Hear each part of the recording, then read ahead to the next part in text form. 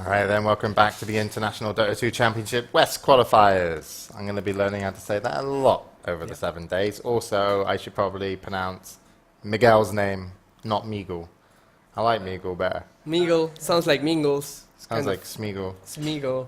Yeah. My precious. Miguel. Sorry, Miguel. My Miguel. official apologies. Alright, yeah, so we're going to be getting ready to go into the second game.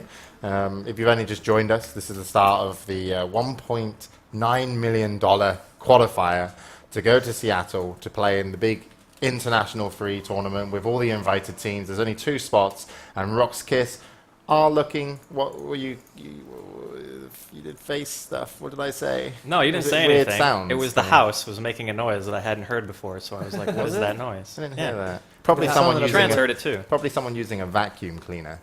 That's something never that's happens something the in house here. has never What's heard a before. vacuum? Vacuum. I don't know. That's the Darkseer thing, right? Yes. You just Yeah. think you collect all Yeah, the yeah, stuff. okay. Easy. Yeah, I wanted to just point out 1,906,102 is the current record. 70k more, and it will be the highest prize pool in all of esports so far.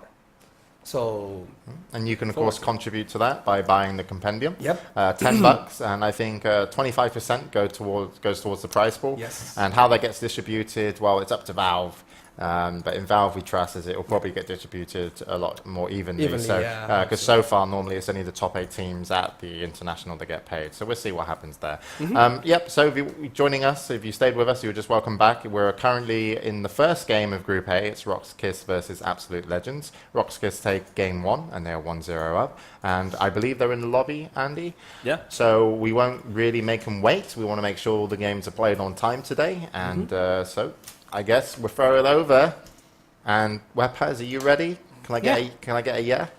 Yeah, you ready. ready, Webhaz? Yeah, I feel good.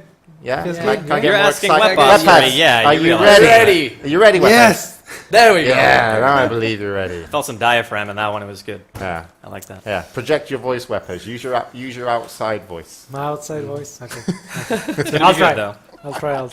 It's going to be good. Of course, we're getting into game 2 here in just a second. Everything's loading up. So it's AL versus RoX.KIS. Game number 1, we talked a little bit about, especially, I kind of, not necessarily slammed, but I was like, their tri-lane didn't really do a whole lot of anything. Sure, Unicorn found his farm, but they didn't get any kills. They weren't able to punish the movement of Vanscore when he went bottom. And then they just put themselves so far behind because Mania actually got picked off repeatedly. He was farming his opponent's jungle for the better part of the early game, pretty much entirely. So going into the second game, I'm assuming that Absolute Legends feel comfortable in the style that they were playing, but just work on the execution. Maybe don't pick a Sand King support as your only initiation because it really hurt them in that game. It's very hard having the Sand King support as the only initiation, but this draft is actually starting off very interesting straight away. We actually see a Gyrocopter and a Bane being the first 2 banners from Absolute Legends. So the question now for RoX.KIS is, do they want to give them a bat? How are we going to try and pick this? But from what I've seen before, if RoX.KIS actually leaves Nyx, AO is most likely going to go for that. Well, looks like they banned out the bat, so Absolute Legends, they have that choice. It's going to be a Lifestealer, so I'm expecting like Mag Nyx right here, or Mag plus something else. When you're against a Lifestealer, you don't want to give up a Mag, so it is going to be the Nyx Assassin, but no, they go Keeper of the Light instead, so I would say very defensive posturing in terms of the first 2 picks of RoX.KIS, but I don't necessarily hate it either. Keeper of the Light's always going to help you extend the game a little bit longer. They've already seen that Absolute Legends already has 1 of their carries. Maybe he's 1, maybe he's 2. We're not quite sure just yet. But still, letting the Mag go, I mean, Mag is just so popular in Western Dota right now that I'm shocked to not see him picked yet. Yeah, we can see probably the strongest Tricore coming out of AL now, since they already picked up the Lone Druid, going for Mag here. Well, they're actually going to go for a Slark really early on. That's very surprising. Usually when we've seen Slark, it's been a last pick. Yeah. But now we're going to see it in the first 3. But I was going to say that one of the strongest Tricores is Lifestealer, Lone Druid, and Mag, of course. Wow. We're going to see it. What? Wow. And Holy Omni-Knight? cow.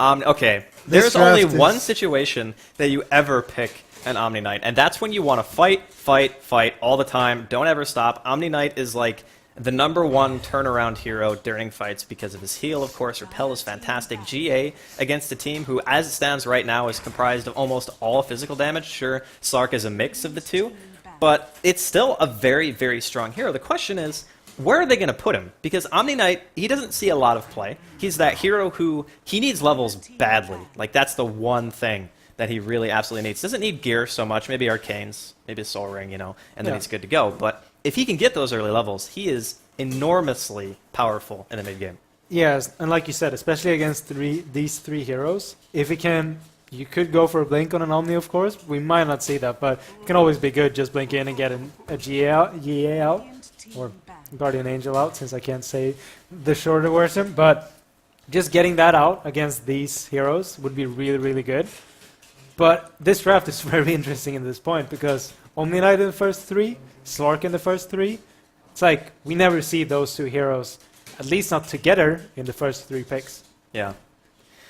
I'm just as happy as you are, honestly, to see the Omni Knight. That's a hero who, honestly, the last time I've seen an Omni was EG, when they ran the Knight strat, or something similar to that, where it was the 4 Knights and Leshrac as the horse, or whatever strategy you want to call it. So it's been a while, but Fabio's going to make his appearance here in game number 2 between these two teams. And Absolute Legends, they've picked a greedy lineup so far. There's not much else you can say. I mean, a Lone Druid, a Lifestealer, and a Slark, 3 heroes who need some semblance of farm. I don't feel like RoX.KIS suffers from that quite as much, but we haven't seen what carry they're going to be running either. They could just throw us for a loop and farm the Omni Knight, who knows?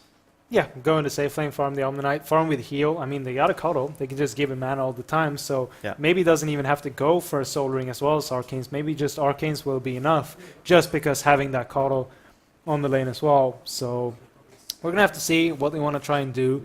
But there's still, I mean, with those 2 picks, there's so many heroes that are still open in the pool. For AL, it's kind of a more lockdown feel of it, because Slark most likely going to run mid.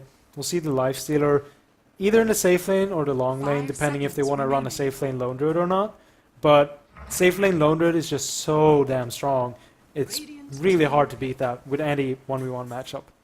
And when you see RoX.KIS lineup so far, you're thinking to yourself, Nyx, Keeper, Omni, probably not an aggressive tri-lane. No. So whatever hero they're going to be sending down there, probably not going to be doing that well, as you'd already stated. So Slark, for me, this seems like the hero that they would want to put mid. He's another one of those heroes where he needs levels bad. Like, you want to get your Dark Pact up there, your Leap especially, because the cooldown and the damage both scale very, very well.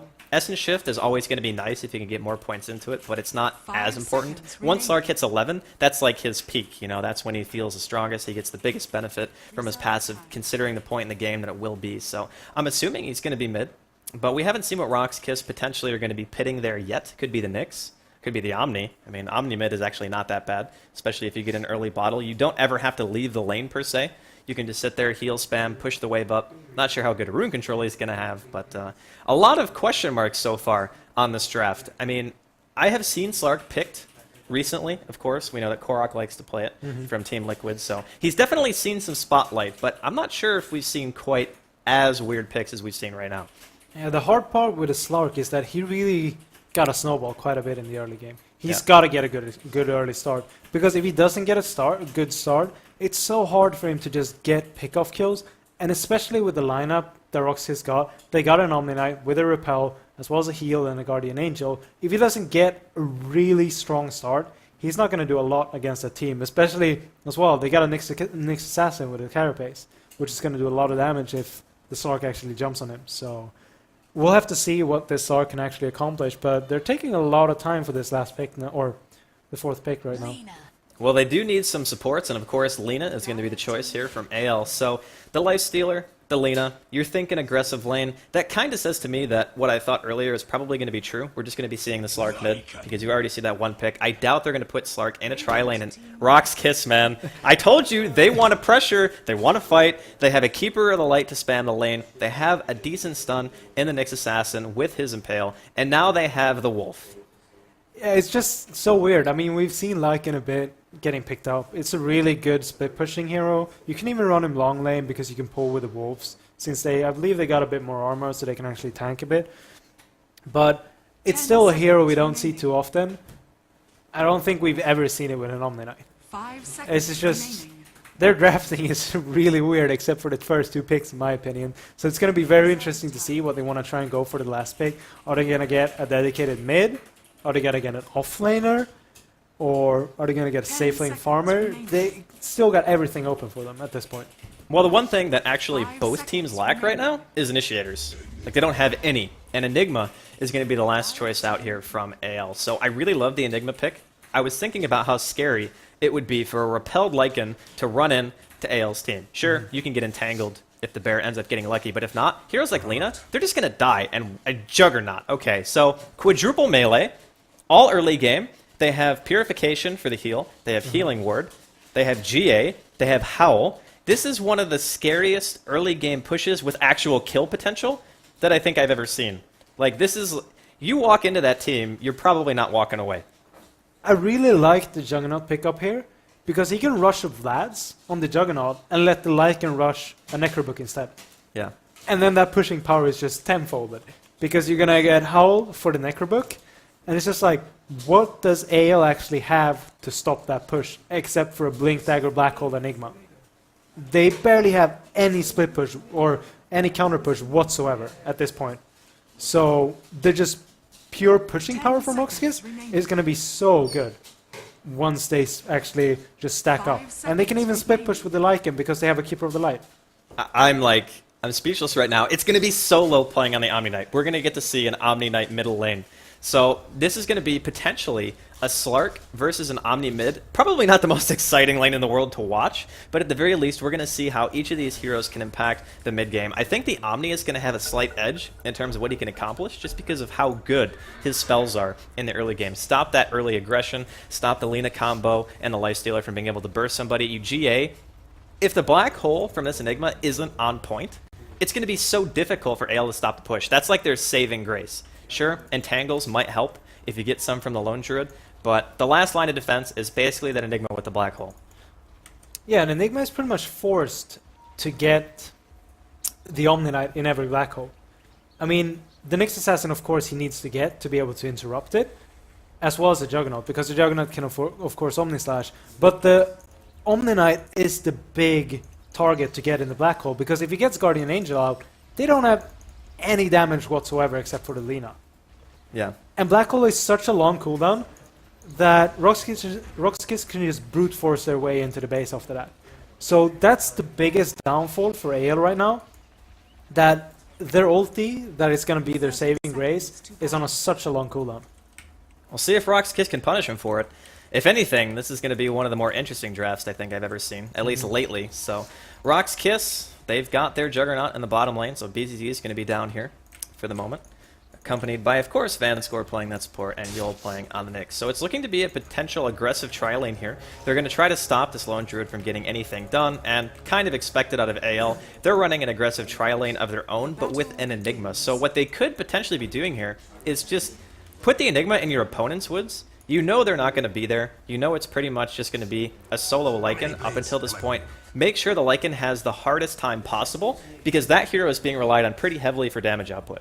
Yeah, and he needs level 6 to be able to get away, because open wounds is going to pretty much kill him under the tower if Enigma comes in. But if he can get level 6, that's going to be very good. But they're actually going to go and just sit behind the tier 1 tower and go for heavy push. Not give any room whatsoever to RoX.KIS to get that push going. They're just going to stop Lycan's farm. The good thing with Lycan, though, is that you can still jungle fairly okay. It's very hard.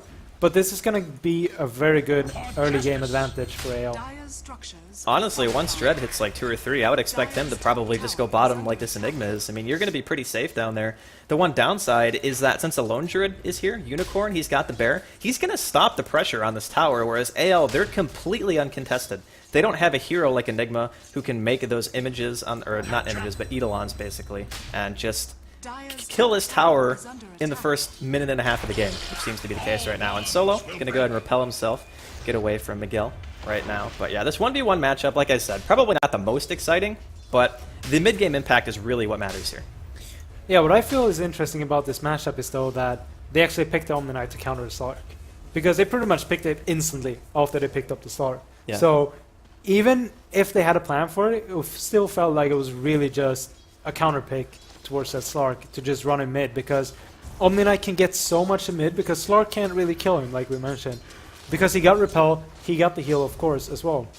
And that's going to leave so much room for the Omni Knight to just farm up and get the items necessary for him to be able to have a big impact in the game.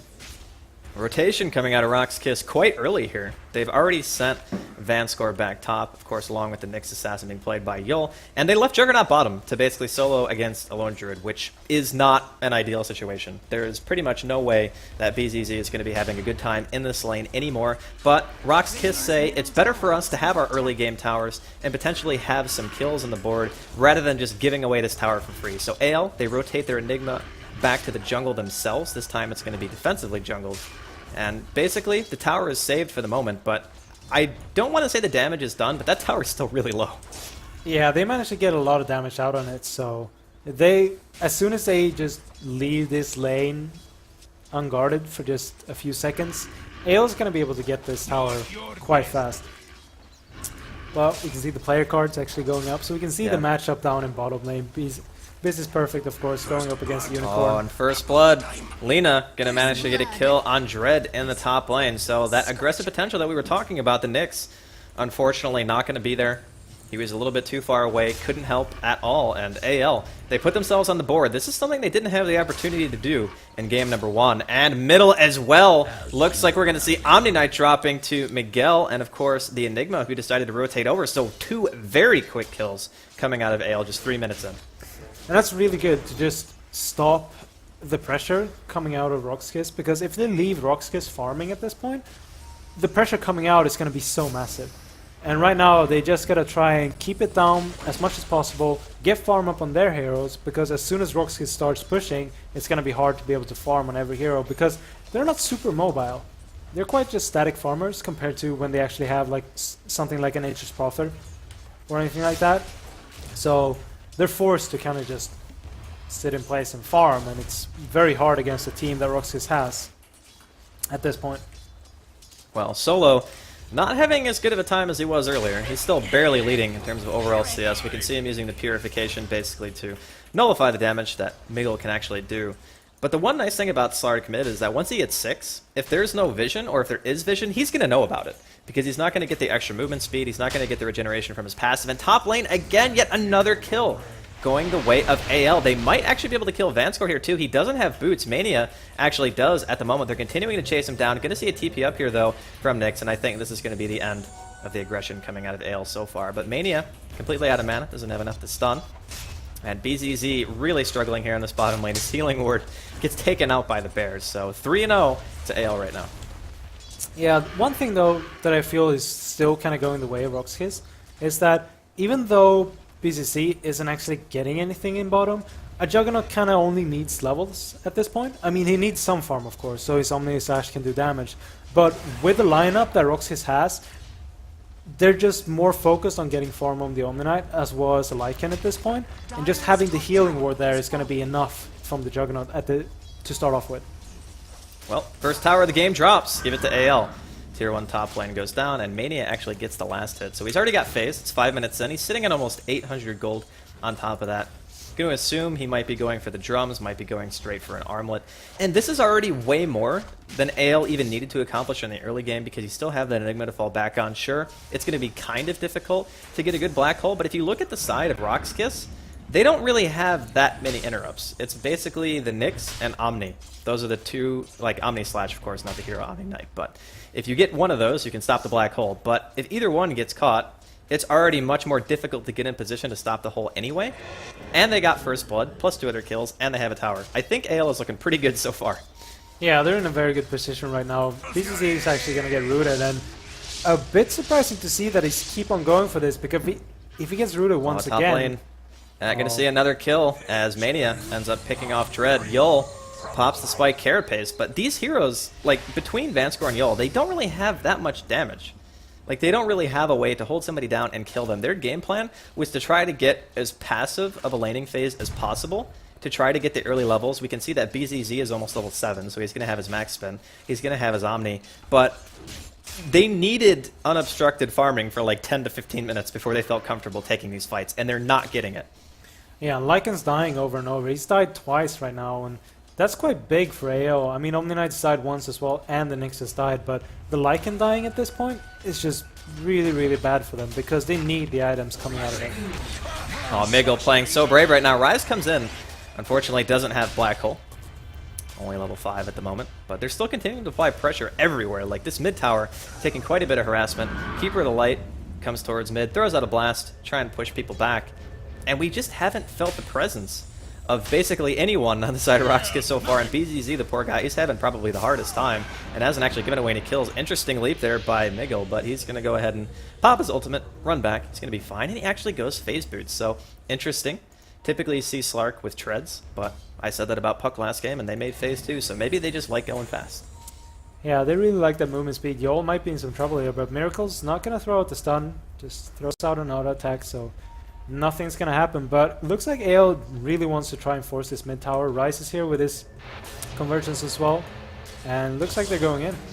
Yeah, Black Hole going to be used on just Solo. Not really that much damage, though. 2 split fights going on here. Yol taking quite a bit of damage himself. Miggle gets 1 extra auto attack off, ends up taking out the Nyx Assassin. Miracle is almost completely blocked by Creepster now. Manages to stun Dread, but I think he's going to be dropping here. It could be the first kill of the game to RoX.KIS, but he's so fast, there's actually no boots on Dread, and he gets another stun, but Mania body blocks him. No!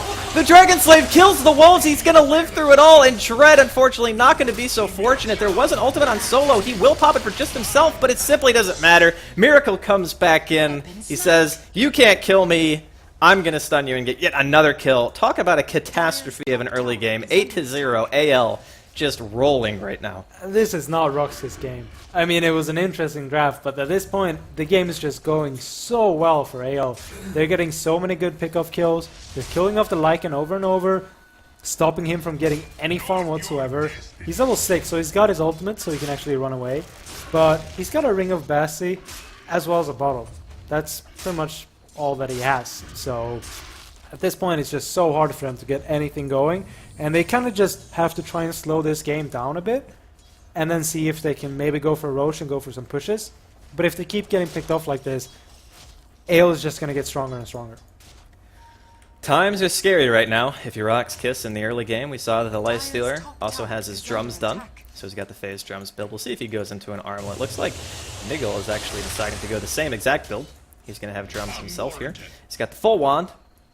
And Solo opting to not put any points at all into degen. So the other kind of issue that I can see RoX.KIS having is the potential of chasing is just not there. Like, they really can't secure kills. That's my biggest worry for them. Their whole plan was very similar to how you would see teams run a Warlock. We're going to make you fight us, as opposed to picking these fights. But since the early game has gone so bad, and speaking of, BZZ might be in some trouble on his own here. He does have Omni and Healing Ward, but he hasn't decided to drop it just yet. He might end up just giving away a kill. Is he going to go down here? He does Omni under the tower, but most of it hits the bear, and Yol's going to be there as well, so they do manage to turn this around, and there we go. On the board, RoX.KIS, BZZ, the off-lane solo juggernaut, brings back RoX.KIS from the brink of potentially laying a goose egg. Yeah, nice rotation from Yol, coming in there with the stun, managing to get a kill on Unicorn. And that's very good, just stopping the Lone Druid from getting more farm at this point, because even though he's been going up solo against the Juggernaut, he's actually lacking a bit of last hits. Dread gets Centaur stomped at a very inopportune time. Oh, dodges the leap with his ultimate. Nice reaction. Sorry, I didn't mean to cut you off there. Just gonna spot out Yol. Gets a double stun on Miggle and Miracle as well. The mana burn's gonna be there. So RoX.KIS starting to bite back just a little bit. They desperately need these kills. They need map control. Here comes Miracle, or excuse me, Mania and Miggle, and Yol is just gonna be dead. Pretty much not much else he can do about that. Dread kind of running around. Doesn't have his ultimate. Not really sure what he's trying to do here, but Miggle is just so powerful. The heal is there as well, and the GA is popped. So double kill given to Miggle. Dread trying to get away from this as best he can, but he's just simply not fast enough. Mania now on a killing spree. Unicorn also joins the fight. So 3 members right now of AL up here, 11-2, 11 minutes into this game. And I gotta say, I know what RoX.KIS were going for, and I can pretty confidently tell you that this was not it. Yeah, I mean, this is not really pushing. This is just getting killed over and over. And even though AO is getting so many kills, they're still keeping up with farm. Mania's up to 73 last hits. Rise is up to 56 on his Enigma. He's finished off a mech already. Oh, can they burst Mania? The purification's there. Is the Illuminate going to be enough? Vanscored gets the kill. Very nicely coordinated.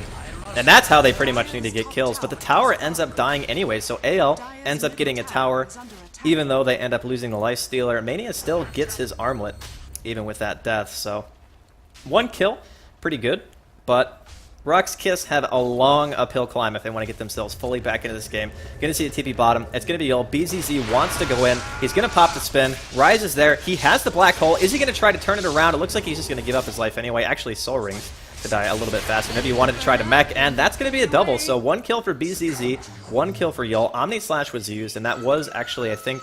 No, it was level 1 Omni, because he just hit 11, basically, so... Still, RoX.KIS getting some kills, and it was pretty necessary at this point. You see RoX.KIS lineup, you're like, they should be the ones getting towers, not the other way around. Yeah, they're getting some really needed kills at this point. Dread going back into the jungle. It looks like he's actually working his way towards the Vlad, so we won't see that on the Juggernaut. Juggernaut, I don't know if you mentioned it, but he's going for the drums as well. Yeah.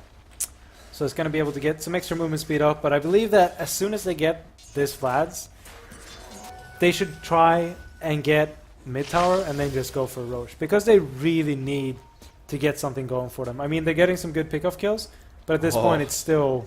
That sentry. Nice sentry. Miguel getting hit by the range creep going, that shouldn't be happening. And then, of course, they just de-ward themselves. So, Infest right now, into the Slark. Do they want to try to go behind enemy lines? This would be definitely brave. His team is not really that close. Looks like he's just going to scout things out. And RoX.KIS, they don't have one behind the tower. No, they're going to go for Van Score. They kill the Keeper of the Light. Perfect pick. They're going to be able to push quite easily. Solo gets entangled, and Solo Black Hole. Talk about some hate on that Omni Knight in the back lines. Looks like Miracle ends up dropping there. Going to see the Spike Carapace. Yul not going to be able to TP back to the base. Make it a 3-for-1. AL managed to kill everyone, but the Keeper of the Light is so low level that he's already alive again. He's only level 4 at 13 minutes in. Miguel doing some damage here to BZZ. Healing Ward is dropped. Doesn't quite have enough to seal the deal. But they do end up getting the tier 2. It's 13.5 minutes in, and there is 1 tower remaining for RoX.KIS. This is looking so good for AL at this point. Armlet almost finished on Unicorn as well, so they're going to have Armlet on that bear. They got Armlet, like we mentioned, on the Lifestealer as well. And right now, they're just keeping the pressure up, really not giving any space whatsoever to RoX.KIS to be able to farm up. And that's pretty much what they got to do to keep this game going in their favor. Because as soon as they leave any space whatsoever to RoX.KIS, they're going to be able to farm up quite a bit. Might not be enough, because AO is still having a really strong team fighting lineup, but it's still a risk to just give farm to RoX.KIS. Yeah, I think AL is going to continue applying the pressure here. You can see the net worths. I mean, almost the entirety of AL is over RoX.KIS. And interestingly enough, the one guy who was in like a position that was very tough, BZZ, he's actually leading his own team in farm. So the offlane Juggernaut doing the best on his entire team. That's when you know that the game is not necessarily going as well as you had hoped. But AL continue to perform here in game number 2. Remember, guys, this is a best of 3. So if AL wins, we're going to be going to a game 3. But AL looking good for the moment. Diffusal Blade already almost done on Miguel, by the way. He's only 400 gold away. He's got another Bottled Haste. And even though they dropped a solo black hole on the Omni in middle lane, they managed to kill the Keeper of the Light straight away. They knew exactly who to focus. They know who the Tide Turners are, and they know exactly how to get them down. The only thing I'm a bit surprised about by AL at this point is that they barely have any vision whatsoever. Yeah. I don't think they have a single ward out at this point.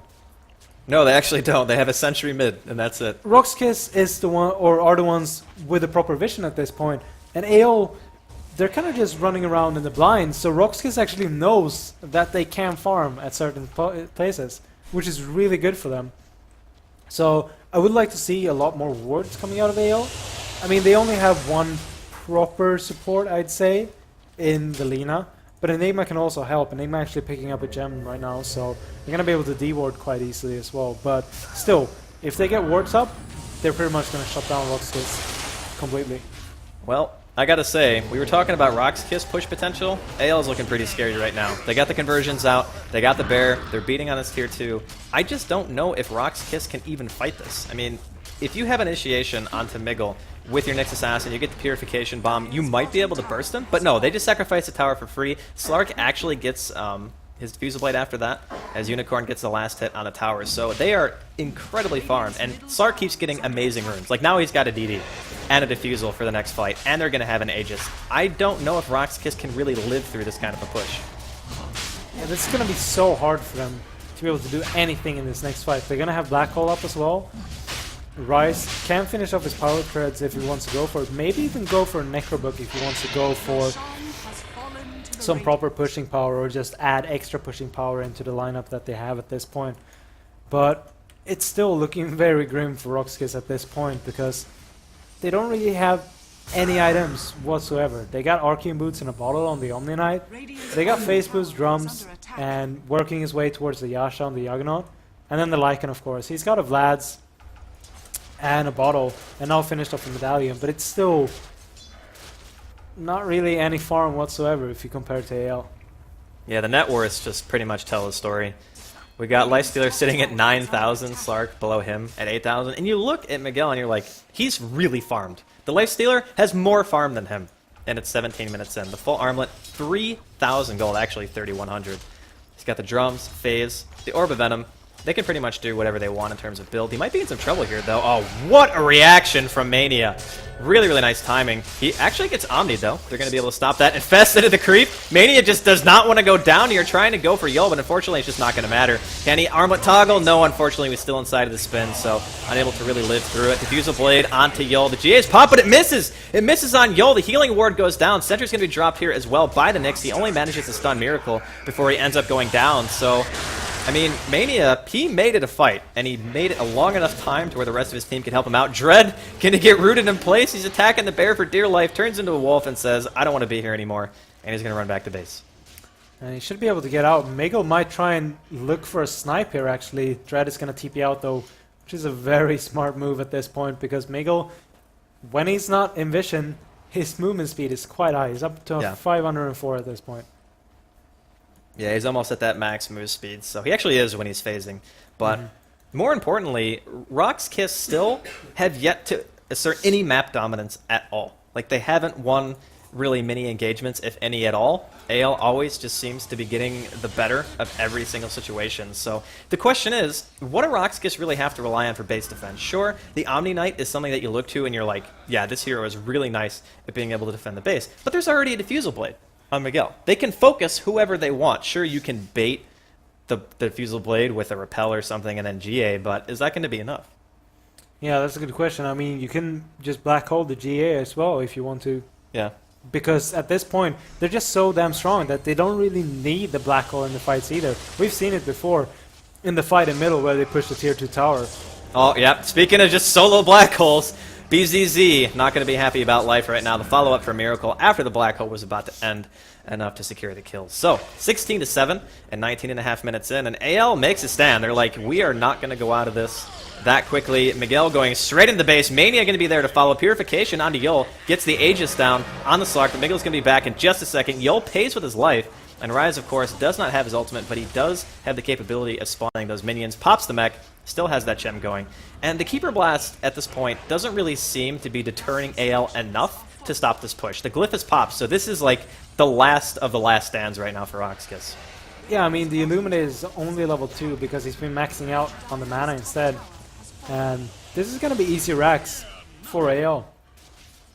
I mean, the Blinding Light's there. It's bought him a little bit of time, but how do they engage this? How do they engage the bear? Such a farmed Slark. Everyone on the side of AL right now is relatively tanky. Going to see a TP coming in from BZZ, but they lose their melee racks. They're not content to try to pursue for a kill after AL leaves their base. So this is the point in the game where you have to wonder if RoX.KIS aren't going to try to punish a push like that, where they even got the Aegis, what is their game plan? It's just so hard at this point because they don't really have any proper initiation. I mean, the Nyx is great initiation, but AL has had the gem for like 10 minutes now.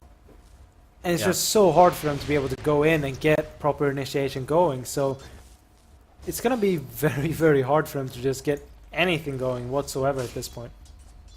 Well, BZZ continues to be the shining hope right now of RoX.KIS. He's got his Yasha, he's got his drums. He's still doing quite well for himself, considering the circumstances, but this Slark, he is getting bigger and bigger. We even saw the Batcher picked up on Unicorn, so he's going to have that as well as everything else, and Miguel just doesn't care, man. He just wants to try to go. Yul just immediately TPs out. He's like, yeah, I don't want any part of this. That Slark is incredibly scary at this point. And the push potential of AL is going to get stronger depending on how many items Unicorn actually has. And even with just that Basher and the armlet, we've seen how fast the bear can actually take down a tier 3. And it's going to be able to take it down even faster now as Maney actually picks up a Desolator. It's on his way out on the Courier, so that's gonna they're going to melt towers when everybody just starts right-clicking the tower. Well, we'll see. AL, they're kind of playing it passively right now. I don't feel that they're necessarily pressured to do anything right this second, but you figure giving any breathing room to RoX.KIS is just room that you don't really have to be giving them. We can see them starting now to move onto the opposite side of the map just to pressure BZZ, say, get out of the lane, you're not allowed to farm here. This is our territory. And he's going to force the spin here. Miracle actually missing the stun. No, he actually used his spin. Okay, never mind. I was like, why isn't he spinning? And I guess it was on cooldown. Using it to farm some creeps. Laguna Blade was thrown out, but to no avail. And it looks like Juggernaut's going to be able to get away. Yep, Dread, in the meantime, actually split pushing up in top, but Miguel's TPing in right now, so he's not going to be able to get that tower. Pops his wolf, and he's just going to try and run away as soon as the leap is down. That is the panic circle that Dread just did right there. That's like, oh god, there's a fish following me. Oh, Miguel with the leap. A little bit overzealous there with that timing. He just flies right over Dread as he teleports back to base. So that was a little bit comical, but everything said and done. Ale still controlling the area around Roshan, which is going to be important in the next couple of minutes. That's going to be respawning. I'm not sure if RoX.KIS can hope to defend that necessarily. Maybe if a couple of nice Illuminates come off from this Keeper of the Light, they could do some chip damage and then try to go in and make something happen. But you can see the hero level 2, man. It is so skewed. Like level 7 on the Keeper of the Light in 20-30 minutes, and Alina is 3 levels higher than him, and he's the lowest person in levels on AL by 3 more levels. Yeah, I mean, everybody on the AL side, all the 3 core heroes are double the level of the Keeper of the Light at this point. So it's just going to be super hard for him to survive. He's almost managed to farm up a Ghost Scepter though if he wants to, but like we pointed out, the Diffusal Blade is still there, so they can use that for the Ghost Scepters if they want to, if people start picking that up, or they can use it for the Guardian Angel or the Repel. Here comes the Doom push. Can AL manage to get 2 sets of racks in a row? And there is still no glyph, by the way, so this is a very dangerous situation to say the least. BZZ potentially looking for an Omni. He's just attacking down everything that they possibly can. Medallion used on the Bear, and the Spirit Bear actually took a pretty good chunk of damage there. Of course, the Tier 3 did too. The Bear and the Tier 3 are looking to be pretty similar in terms of overall HP. So, as it stands right now, RoX.KIS managed to defend their base for a little bit longer. We're going to see Miguel actually TP to bottom. So at this point, I'm expecting something like a Basher maybe. If he wants to go for a BKB, that's a pretty safe choice. It allows him to play as aggressive as he wants, but it basically is down to, does he want the extra kill potential, or does he want to just dive Tier 4s? Yeah, I mean, even with a Basher, he can dive Tier 4s, especially if he has the Lifestealer with him. Yeah. Because the Lifestealer is just so damn strong at this point. He's got Drums, Desolator, Armlet, and Face Boots, as well as a Gem, of course, so they're going to be able to pick off the Nyx, like we pointed out, if they want to do that as well. And right now, they're kind of just waiting out a Roche, it feels like. They're just shipping down the tower, not really Yol not having a good time. Pops the Dark Pack. The Carapace actually doesn't do a whole lot, but Miguel taking quite a bit of damage still. That immediate diffuse, but Slark actually ends up going down, so trading Miguel right there for Yol, and that's not necessarily the best trade in the entire world, but still, managing to get a kill in that situation, forcing a little bit of extra gold out of Ale for just a support, that's something that RoX.KIS can't really expect to happen too often, but they'll be happy to take it. Yeah, the buyback coming out from Slark though, and they just go in and pretty much 2-shot the tower. Oh god, this is a scary time right now for RoX.KIS. Can they actually hold this? We can see the rest of Ale kind of just retreating for the moment. They're like, okay. Don't go too crazy with it. We did a pretty good amount of damage, and interestingly enough, when the Lifestealer walked into the base, he attacked the range racks instead of the melee racks, and as soon as they all focus on one target, it's going to be a very fast push. I mean, this Lifestealer hits for over 200 already, and the Bear is hitting for actually more than that on buildings, of course, because of the Demolish. And Slark is working his way towards that BKB, by the way, so that's going to be his next choice. He could have just bought it, actually, before he ended up dying right there, but we're going to have a quick pause right here. And some people saying that they have lag issues, but seems like it's not too bad, as everything is going to be going back to game number 2 between AL and RoX.KIS. So right now up us, it's looking like we're going to have a game 3 on our hands. Yeah, it's looking like that for sure. BKB is up on Enigma as well, so they don't have anything to stop that black hole. So they can just walk into the base and drop a black hole on 1 or 2 targets if they want to, and RoX.KIS can't really do anything about it except for using Omnislash. Well, here's the make or break. Mania just pops Rage, just going to be beaten away on the melee racks. BZZ comes in with a spin, but it just does no damage, and it is Black Hole Solo and BZZ together. That is a catastrophe. The stun coming out from Yul to try to buy them some time, but it simply does not matter. BZZ buys back straight away. Illuminate going to be coming out here doing quite a bit of damage, but again, Ale just standing so strong. And Dread and Yul both end up dropping too. So even with the buyback, it's just not enough. The GG well played is called. RoX.KIS tap out. We're going to a game 3. And just overall, such great play from Ale this game. Not giving any room whatsoever to RoX.KIS to farm up. Because RoX.KIS just wanted 10-15 minutes to farm. And then just go hardcore push. And Ale wouldn't have been able to do anything whatsoever about it. And now they just kept on keeping the aggression up. And just kept on getting kills, pushing the towers. Forcing RoX.KIS to go back into a defensive position and just try and farm whatever they could get. And they just control the game so well. I gotta say, I love the choice in the early game to just send Enigma top. You saw the lane and you're like, okay, they want to aggressively lane this. They don't want to give our lone druid free farm. So we're just going to pressure your top lane so hard that if you don't react, you're going to lose 2 towers in like 5 minutes. And that's a really, really big deal because not only does it give you quite a bit of space if you're on the side, of course, of Ale, but it's just more gold that RoX.KIS couldn't afford to give away. Their team composition was based solely around 10 minutes, 15 minutes maybe, of passivity, and then using things like GA, using the Wolf Howl, try to mow down as many towers as you can. And Ale just punished that so unbelievably hard in that game. Yeah, just forcing the supports to rotate that fast was just really great play from Ale. All right, so once again, we are joined by none other than Bruno the Statman and James. What do you guys think? Yeah, no, I think you summed up how it all kind of went wrong for RoX.KIS. Yeah. AL, as you mentioned, the top lane. The first tower actually went down, I think it was a top lane tower, about 5 minutes 33, like 5.5 minutes, which is pretty early. Yeah. But at the same time, it's the knock-on effect, because you notice after that happened, they didn't put like a lot of pressure just being like, now we're going to go bottom and help our lone druid. They were like, nope, we'll leave the lone druid there. We'll leave the towers up. He's doing fine. He's up against a Juggernaut. Put a little bit of pressure mid still. But what they actually did was they focused a lot of their time around mid, the jungle, and then towards the tier 2. So you look at Dread and you're like, you need farm. You need to be safe. You're not safe without your tier 1 tower in your own jungle, especially against a Slark that's doing really well. You know, there was no breathing room. And that was the story. Like, as you mentioned, it's like they shut down what RoX.KIS were able to achieve. And that's why, you know, you mentioned it as well, the Juggernaut. Who played the Juggernaut? BZZ. Yeah. He was actually the top farmer because they left him. Yeah. They were happy. They were like, we're shutting down mid, we're shutting down their jungle, we're shutting down top. Eventually they got the tier 2 tower. But the game was already just completely, you know, gone on terms of RoX.KIS by that happened. They, you know, they were, by like 10 minutes in, they didn't have a safe place to farm. Yeah. And that's what they needed. And so, you know, you called it perfectly, like RoX.KIS wanted to farm, you know, play quite passive and then get what they needed and put some pressure down. And AL just put on the pressure, and it's quite impressive. Stopped, man. Yeah, it's quite impressive to see them, because normally RoX.KIS are quite the aggressive team. So, odd picks, what did you make of it all? Well, You've lost your little thing. Yeah, Bruno. I lost my little thing, but I can't find it now, Where'd it so go? I'll find it later. I don't know. It'll be back soon. I can't live without my little thing.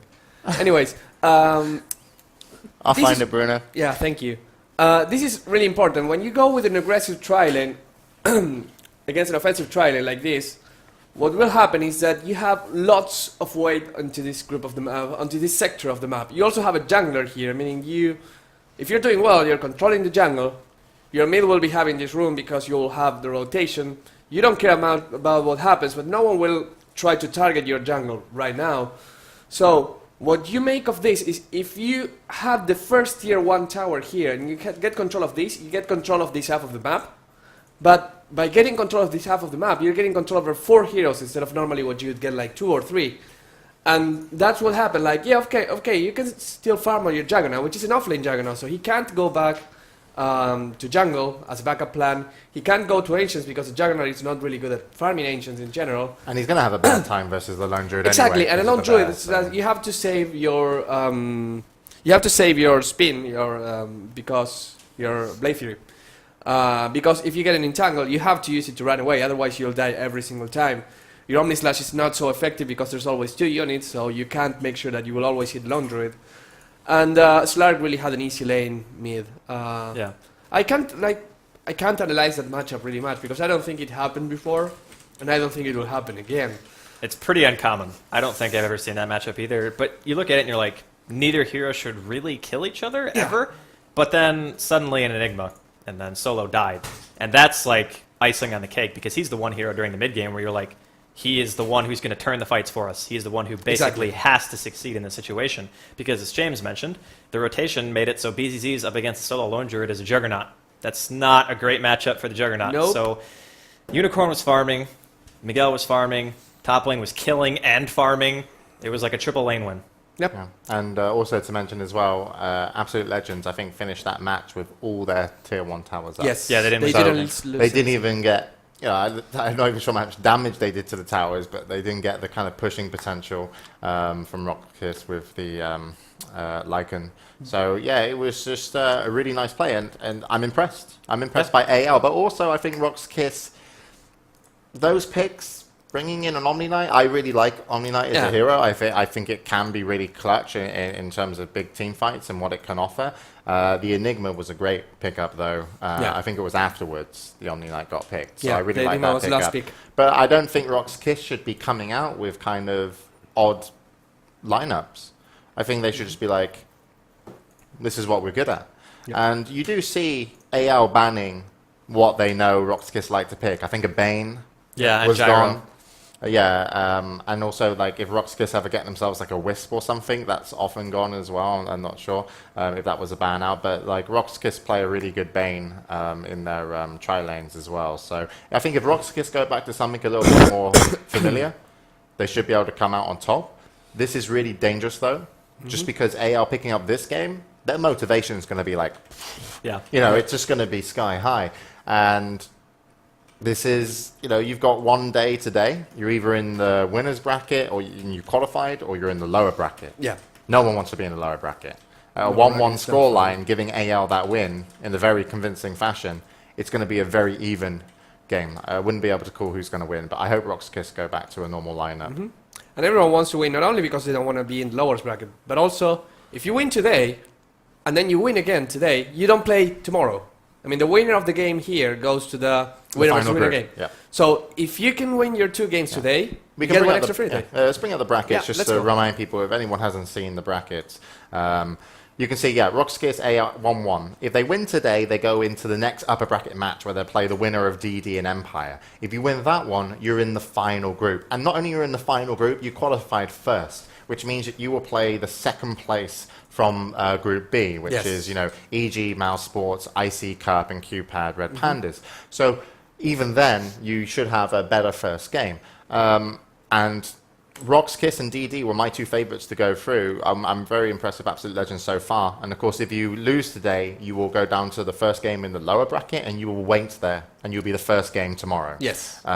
So we'll see what happens. I guess we'll go for a quick break while we let the players get into the match. I think Scriff wants to jump away from his PC for just a moment. How many kills did you miss, Scriff? I think the first 4 or 5 in a row he Yeah. missed. Trans's fault because he did the player card. Trans's fault. Yeah, he was like, look, bottom, I'm gonna do the player cards for the bottom. That was first blood. That was 1 kill. How does it amount to 4? Don't put all the strain on Scriff. He's been like allergies, doing not well. There's some. He's over in the corner. We haven't got him on camera, Yeah. unfortunately. He's over in the corner going, coughing into his... It's not even... You're just coughing into a T-shirt, Scriff. So I'll tell you what. We're going to go to a quick standby screen. Just let Scriff get some air, is what we call it. And I think the players are already going to be getting ready for the final matchup. So don't go anywhere. When we come back, it's going to be game 3 of RoX.KIS versus Absolute Legends. Winner of this will move on and be very happy. And unfortunately for today, if you lose, you're going to have to wait and play tomorrow. See you later.